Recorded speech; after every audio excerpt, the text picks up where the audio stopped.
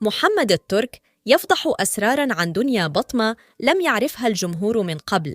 وهل ستؤثر على صورة دنيا بطمة ومكانتها في الوسط الفني وأمام جمهورها المخلص؟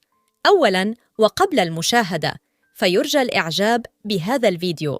يستعد محمد الترك لرمي نفسه في مرمى الأضواء مجدداً، ولكن هذه المرة ليكشف عن أسرار لم يعرفها الجمهور من قبل، تخص حياته مع طليقته دنيا بطمة. ويبدو أن الطرفين على وشك إعادة تشغيل حرب الكلمات والكشف عن الجوانب المظلمة. تأتي هذه الخطوة بعدما قامت دنيا بطمة بمنع التواصل معها أو مع عائلتها أو مع ابنتيهما غزل وليلى روز، وبدأت ردود الفعل المتبادلة بين الطرفين تشير إلى أن محمد الترك يستعد للخروج بمعلومات حصرية قد تكون صادمة. فقد كشفت مصادر مقربة من الترك أن الأخير يستعد إلى نهج سياسة الهجوم ضد بطمة وفضح أسرارها التي هو مطلع عليها ويعرفها جيداً عن طليقته.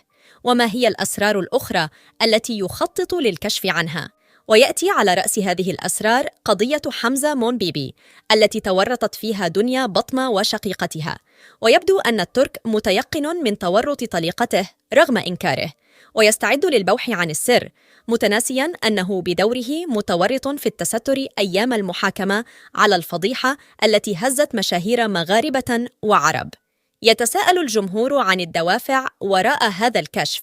هل هو محاولة لتسوية حسابات قديمة أم هو مجرد استمرار للصراع الإعلامي، ومع دخول دنيا بطمة في علاقات عاطفية جديدة؟ تتصاعد حدة الصراع بين الطرفين، ومحمد الترك يبدو واثقاً من كشف مفاجأة ستثير الجدل وتشغل عقول الجمهور. وهل ستؤثر على صورة دنيا بطمة ومكانتها في الوسط الفني وأمام جمهورها المخلص؟